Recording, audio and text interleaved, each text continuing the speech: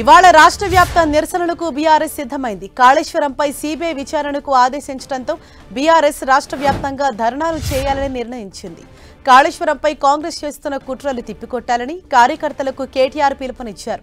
Party శ్రేణులతో KTR teleconference నిర్వహించారు.